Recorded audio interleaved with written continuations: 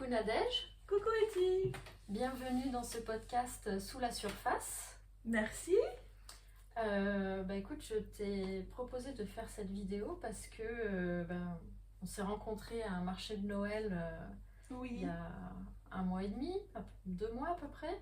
tout à fait. Et j'ai eu un coup de cœur pour tes créations, pour tes œuvres. Et je me suis rendu compte qu'on avait beaucoup de points communs. Tout à fait. Alors, je vais me présenter. Je suis Nadège Saty, artiste peintre en création vibratoire et énergétique. Et je travaille beaucoup avec la géométrie sacrée que j'adore tracer, les mandalas et les symboles. Et effectivement, sur ce marché de Noël, on s'est rendu compte que c'était quelque chose que nous avions en commun. Oui. Je vais me présenter aussi, je suis Etty Rodriguez, je suis praticienne en Feng Shui traditionnel chinois et en géobiologie. Et effectivement, en géobiologie et en Feng Shui, on utilise ce qu'on appelle les ondes de forme ou encore la géométrie sacrée. Et donc en voyant les œuvres de Nadège, je me suis rendu compte qu'il y a beaucoup d'ondes de forme ou de géométrie sacrée que j'utilise moi-même et qui pourraient parfaitement coller dans les projets de géobiologie que je mène.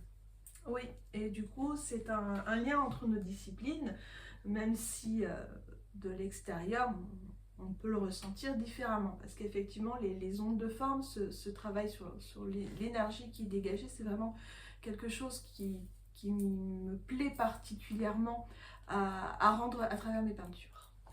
Alors, à travers mes créations, moi, ce que j'aime beaucoup utiliser, ce qui me fascine et qui a fait l'objet de quelques recherches, c'est l'utilisation du nombre d'or. Et toi, Etty, est-ce qu'à travers tes disciplines, est-ce que dans la pratique, tu utilises le nombre d'or et les formes du nombre d'or? Alors, le nombre d'or en tant que tel, je ne l'utilise pas. En revanche, effectivement, on utilise des ondes de forme qui sont issues du nombre d'or. Alors, c'est pas en géobiologie, en Feng Shui traditionnel, c'est pas forcément, on recherche pas forcément le nombre d'or, mais en fait, on cherche à recréer une harmonie qui est naturellement présente dans le vivant, au sein de l'habitat. Et donc, le nombre d'or étant naturellement présent dans un certain nombre Tout à fait. de plantes, Dans la nature, on dit que ça fait partie de la géométrie sacrée parce que c'est la géométrie du vivant, tout simplement. Exactement. D'ailleurs, quelques mots sur le terme géométrie sacrée. C'est les mesures de la Terre, c'est ce qu'on peut retrouver dans tout ce qui nous entoure, dans la nature, dans ce que je disais, la géométrie du vivant, tout simplement. Oui, il suffit de regarder un flocon de neige, par exemple, de près, ou la dernière fois, tu m'avais parlé du chou romanesco. Oui. Et donc, ces formes-là, on les retrouve naturellement, partout. Et je pense que ton travail, comme le mien, en fait, c'est d'essayer de retrouver cette perfection initiale. Tout à fait. Et puis cette logique mathématique, en fait, qui est sous la surface, qu'on ne voit même plus tout autour de nous. On parle du chou romanesco, de la pomme de pin, la fameuse spirale d'or. On la retrouve beaucoup, ce ratio. D'ailleurs, on va peut-être dire quelques mots sur ce que c'est. Ce ratio de 1,618 qu'on appelle aussi le Phi, du nom de Phidias, l'architecte antique de la Grèce antique. On le retrouve dans pas mal de choses. En architecture, si vous prenez par exemple justement le Parthénon, c'est quelque chose qu'on retrouve aussi dans les systèmes de construction des pyramides, plus récemment avec Le Corbusier. On retrouve ces proportions du nombre d'or aussi dans l'art, dans la peinture, dans vraiment beaucoup de choses qui ont été créées par les hommes, mais principalement dans la nature. Je vais prendre comme exemple les feuilles qui poussent sur une branche. La position des feuilles, si tu veux, n'est pas anodine. Il faut que chaque feuille puisse avoir du soleil, de la lumière, être bien située, ne pas se pousser sous une autre feuille ou sur une autre feuille. C'est pour ça qu'on remarquera que les feuilles poussent un petit peu tout autour de la branche, mais pas de manière aléatoire ou anodine. Elles respectent tout un angle bien précis qui est basé sur le nombre d'or. En fait, c'est un angle de 137,5 degrés. Qui est découpé du nombre d'or par rapport au cercle. Ça, c'est un des exemples. La spirale d'or, je vais vous montrer à peu près ce que c'est, ça sera peut-être plus clair. Vous voyez sur ce tableau que j'ai réalisé il y a quelques temps, là vous avez des spirales d'or. Ces spirales-là ont des dimensions très particulières à tracer par exemple. Et ce sont ces motifs-là qu'on peut retrouver justement dans le cœur des tournesols, sur les pommes de pin. En fait, c'est une sorte de spirale qui ressemble beaucoup, qui est vraiment calée sur la suite de Fibonacci. Qu'est-ce que la suite de Fibonacci? C'est tout simplement une suite de chiffres qui s'additionnent les uns aux autres pour donner le prochain nombre. Je voulais revenir sur ce que tu disais par rapport au fait qu'on retrouvait dans le bâti ancien très souvent les proportions du nombre d'or. Parce qu'en fait, en tant que géobiologue, on nous apprend qu'autrefois, les maçons, déjà il n'y avait pas de différence entre les maçons et les architectes. Ce qui fait qu'un architecte était maçon, un maçon était architecte. Ah oui. Et ils avaient la connaissance des énergies cosmotelluriques, ils avaient la connaissance des énergies et finalement de l'effet du bâtiment sur la vie, sur nos corps. D'accord. Et donc, ils construisaient avec les énergies. C'est pour ça qu'on retrouve très souvent des cathédrales, des basiliques qui sont construites sur le réseau or, le réseau tellurique, magnétique. Et en fait, rien n'était conçu au hasard. Tout était conçu de manière à créer des lieux énergétiquement porteurs. Porteur et optimisé, effectivement. Donc il y avait quand même une connaissance certaine qui était là. Et est-ce que tu penses qu'on l'a quand même beaucoup oublié et qu'on ne la pratique plus? Oui, ça s'est perdu. Alors, moi je l'explique de deux manières. Alors la première, c'est l'Église catholique qui a beaucoup renié à un moment donné toutes les connaissances issues du chamanisme, les connaissances primaires, quoi, pour redonner une ligne directrice, et également la pensée rationnelle. Aujourd'hui, on vit dans un monde où, en gros, il faut pouvoir prouver absolument tout ce qu'on apporte. Et quand c'est issu de l'intuition, c'est pas prouvable, donc c'est rejeté. Et donc, aujourd'hui, on a perdu ça parce que je pense qu'il y a ces deux choses-là qui ont contribué à faire disparaître ces connaissances. Oui, et paradoxalement, ces connaissances sont quand même basées vraiment sur la nature, sur des lois de la nature qui existent, qui sont vraies, qui sont là. Mais personnellement, si je ne m'étais pas penchée un petit peu sur ce que c'était que ce nombre d'or et comment on le trouvait, enfin, si j'avais pas fait quelques recherches, j'en avais pas plus entendu parler que ça. Oui, mais parce que aujourd'hui, dans le bâtiment, on ne peut pas prouver scientifiquement que si on ne respecte pas certaines proportions, certaines couleurs ou même certaines formes, on ne peut pas prouver que ça va agir sur notre bien-être. Ça, c'est quelque chose c'est un ressenti. Tout à fait. Et donc, c'est considéré comme irrecevable. D'accord, ok. Voilà, pour reprendre cette notion de nombre d'or, de géométrie de la nature, on peut se rendre compte également que les coquillages spiralés, ça représente cette spirale d'or et cette proportion que l'on retrouve partout. D'ailleurs, en parlant de coquillages, tu pourrais nous dire quelques mots sur un coquillage particulier qui est très important pour toi? Oui. Eh bien, moi je travaille beaucoup avec la coquille Saint-Jacques. En fait, la coquille Saint-Jacques est beaucoup utilisée par les géobiologues pour purifier un lieu, notamment. Ça peut même être tout simplement une photo de coquille Saint-Jacques. On n'a pas forcément besoin d'avoir la coquille présente, puisque ce qui compte, c'est la forme de la coquille.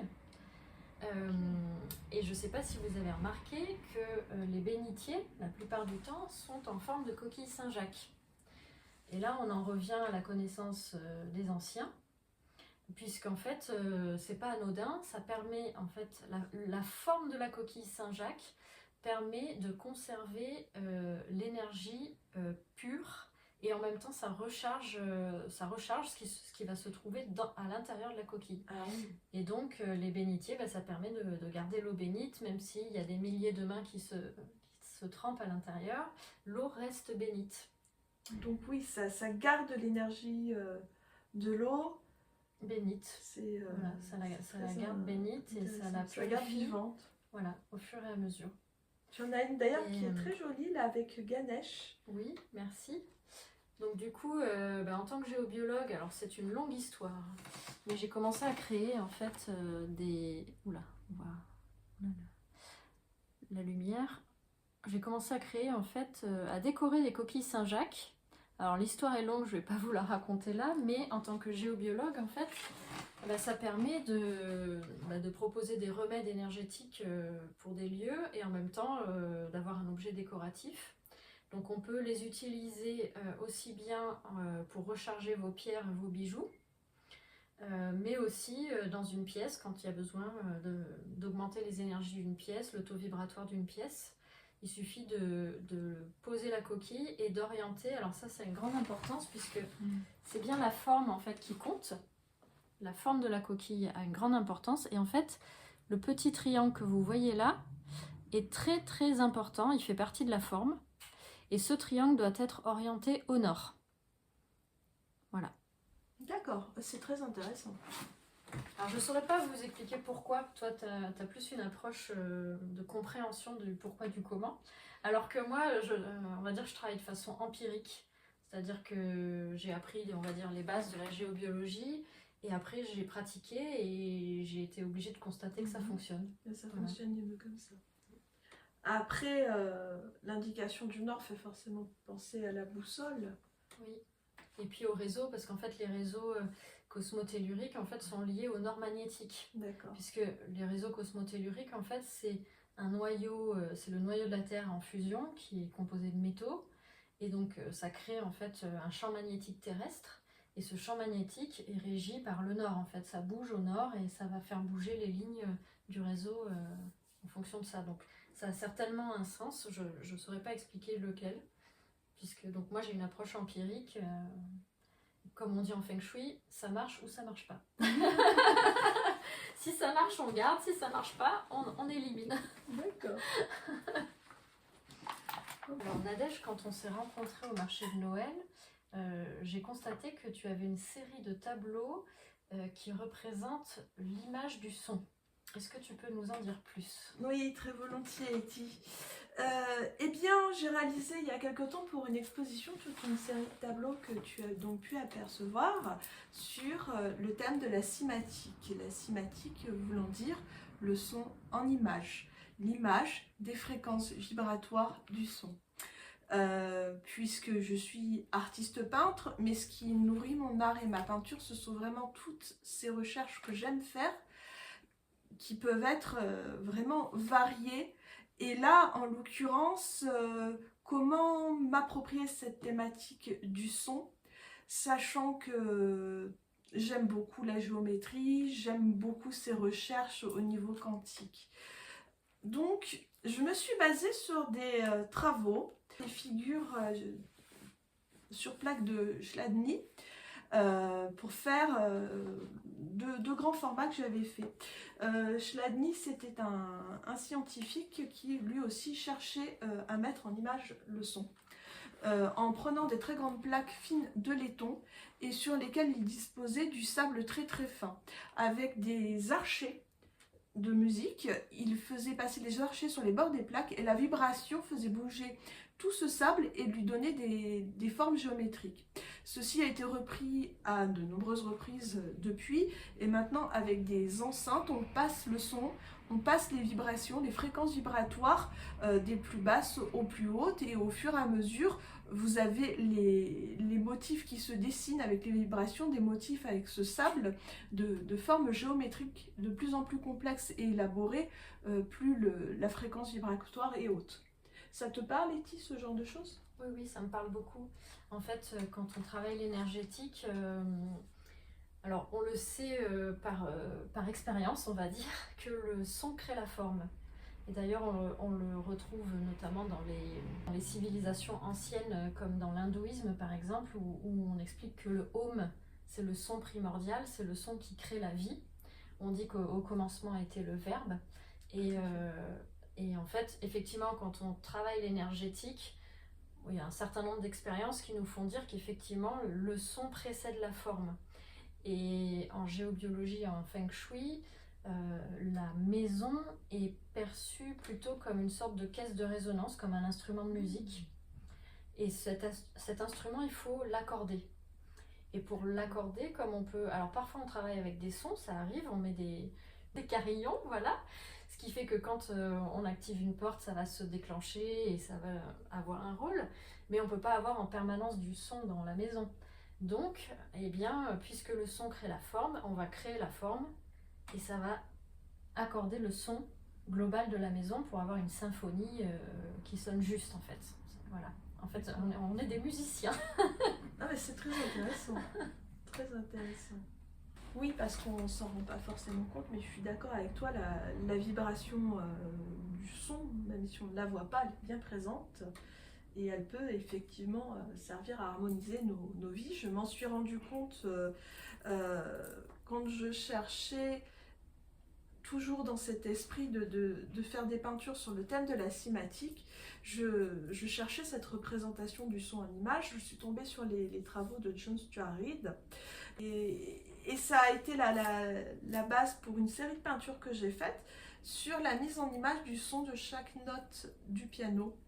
Et c'est très intéressant puisqu'en mettant une goutte d'eau pure sur une membrane très très fine, ces scientifiques, en jouant chaque note de piano, se sont rendus compte que la membrane tremblait, que l'eau qui était dessus prenait des formes naturelles de mandala en mouvement. Et en fin de compte, c'est vraiment l'image même de la fréquence. Et même là, je suis en train de vous parler, on est en train de vous parler et on ne s'en rend pas compte, mais nous émettons des fréquences sonores avec nos voix qui peuvent influer. Tu le disais tout à l'heure, le home, c'est vraiment une vibration de guérison, on peut le dire. Oui, oui. Moi qui travaille aussi avec les chakras, que j'aime aussi représenter en peinture, chaque chakra a un son. On peut utiliser le son, il y a aussi la sonothérapie, tout ce genre de choses. Oui, Voilà. mais il y a beaucoup de... J'avais vu un reportage sur des moines tibétains qui utilisaient les mantras pour la guérison, par exemple. Voilà. Ils arrivaient à guérir des maladies avec le son, quoi. Oui, ouais, tout à fait. Et effectivement, c'est absolument fascinant comme sujet. Bon, Nadège, bah écoute, je pense qu'on a déjà pas mal parlé aujourd'hui. Oui, on a abordé quelques thèmes qui nous intéressent toutes les deux. Je te remercie pour ton invitation. Bah, merci à toi, et puis je pense qu'on aura l'occasion de reparler, de continuer notre conversation prochainement. Tout à fait. Peut-être qu'on pourrait se faire une discussion en continuant sur le thème de la géométrie sacrée, la fleur de vie par exemple. Oui, Je pense très qu'on bien. aurait des choses à dire Oui, oui. dessus. Effectivement. Merci Été. Merci Nadège. Au revoir. Au revoir.